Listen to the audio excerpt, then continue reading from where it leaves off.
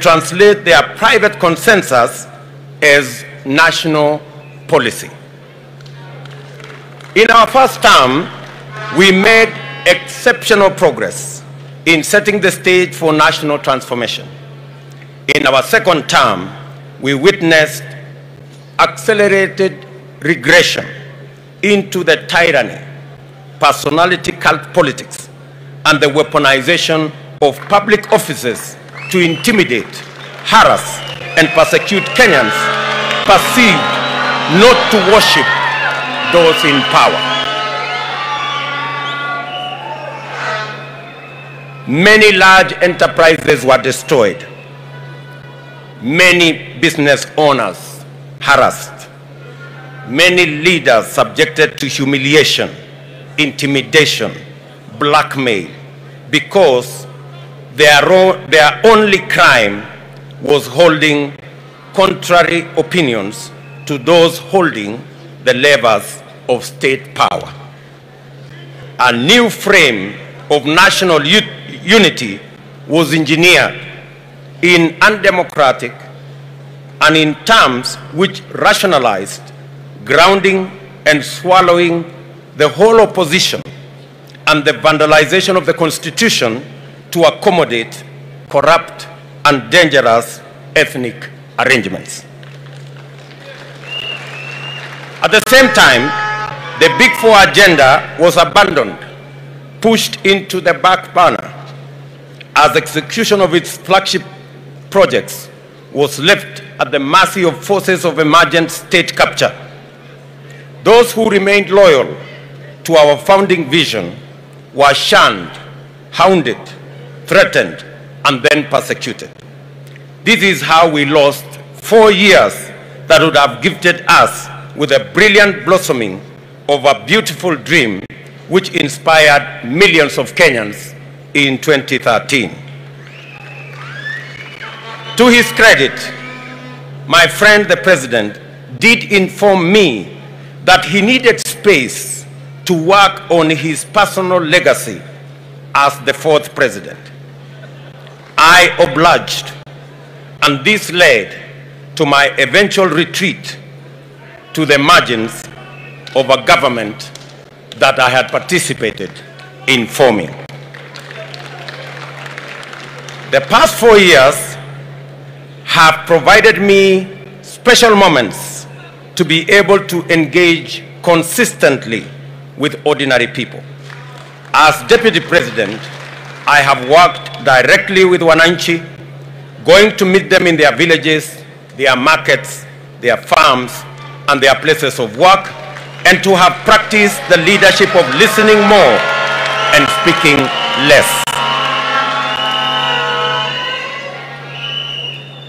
All through my political journey, I have believed in walking with the people, listening to them, and doing my best to do what they want, not what I think will be a monument to my own achievements. I have learned that our plush, comfortable, secure offices are inaccessible to the majority of the people who need them the most. As a leader, this is a huge setback because it costs us the opportunity to be useful and effective. These engagements taught me a lot about things I thought I knew. Most importantly, they reminded me the most important question of all: what does the government do, and for whom does it work, and how, therefore, should it work? I was appalled by the intensity of contempt many have for ordinary people and their rejection of any suggestion that their voice matters. I remain sorrowful over the hatred in the language that proudly despises the poor, the struggling, the hurting, the lonely, and the abandoned. Many of us have felt the stinging lash of this contempt, and we all know where it comes from. Behind the shameless deception that national unity is the coalescing of a few leaders to organize their selfish interests in an implacable sense of exclusive entitlement to the privileges associated with state power. This entitlement is the basis for the formulation of a cynical agenda to capture the state and disenfranchise ordinary people for good. That is why we have witnessed the criminalization of enterprise, the marginalization of livelihoods, and many parts form part and parcel of this contemptuous exclusion.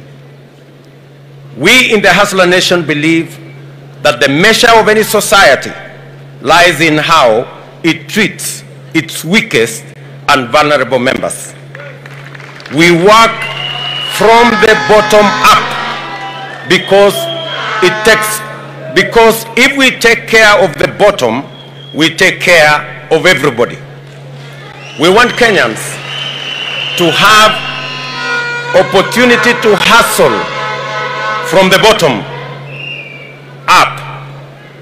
The top, therefore, must be understood to be everyone's aspiration, objective, and ideal destination. It is